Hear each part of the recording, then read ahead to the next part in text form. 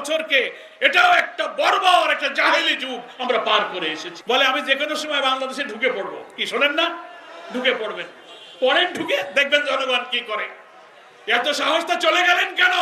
মানুষে মানুষে হানাহানি, মানবতার যে অবিরাম রক্তক্ষরণ হচ্ছিল, এই অসভ্য বর্বর যুগকে ইতিহাসের পাতায় আইয়ামে জাহেলিয়াত বলে অভিহিত করা হয় নাকি বলেন? তা আমাদের এই 18 বছরকে এটাও একটা বর্বর একটা জাহেলি যুগ আমরা পার করে এসেছি। 14, 18, 24-এ 3টা ভোটের বাংলাদেশের জনগণ ভোটাধিকার প্রয়োগ করতে পারেনি। এটা কি গণতন্ত্র হতে পারে? এই কালো যুগে এইভাবে আমাদের ভোটাধিকারকে হত্যা করা হয়েছে। গণতন্ত্রের কথা বলে ওনারা ক্ষমতায় আসলেন,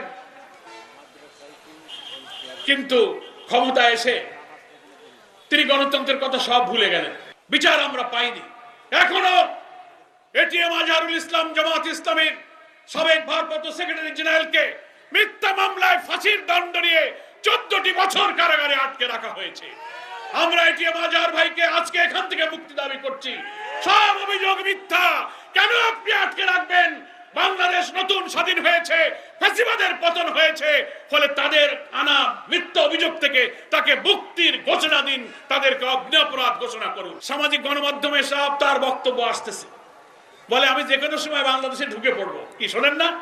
ঢুকে পড়বেন, পরেন ঢুকে দেখবেন জনগণ কি করে। এত সাহসটা চলে গেলেন কেন? পালিয়ে যায় কারা? 300 এমপির কাউকে খুঁজে পাওয়া যাচ্ছে না। হাসিনা রেহানা তুমি কেন চলে গেলে?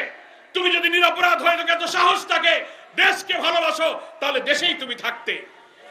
পালিয়ে যায় চোর, পালিয়ে যায় ডাকাত, পালিয়ে যায় খুনি, পালিয়ে যায় লুটেরা। তুমি পালিয়ে গিয়ে প্রমাণ করেছো যে তুমি অপরাধী, অপরাধ করেছো। যে ট্রাইব্যুনালে তুমি নিরপরাধ মানুষকে ফাঁসি দিয়েছো, আল্লাহ তাআলার কি ইচ্ছা সেই ট্রাইব্যুনালেই তোমার নামে এখন বিচার হচ্ছে, ফাঁসির আয়োজন হচ্ছে।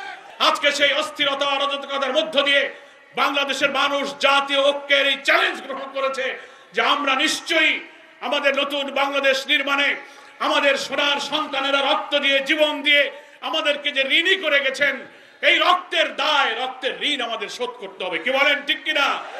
বাংলার লক্ষ কোটি মানুষ যেমন জুলাইয়ের অভ্যুত্থানকে সফল করেছে, ওই আবু সাইদ বুদ্ধের মতো ফ্যাসিবাদের সামনে বুক পেতে দিয়ে ফ্যাসিবাদের পরাজয় বাংলাদেশকে বিজয়ী করেছে। প্রয়োজন হলে এই চ্যালেঞ্জ মোকাবেলায় বাংলাদেশের অসংখ্য আবু সাইদ মুগ্ধরা আবার রক্ত দিয়ে তোমাদেরকে পরাজিত করবে। রাষ্ট্রের পূর্ণ সংস্কার একটি নির্বাচিত সরকার ক্ষমতায় আসলে তার দ্বারাই সম্ভব হবে।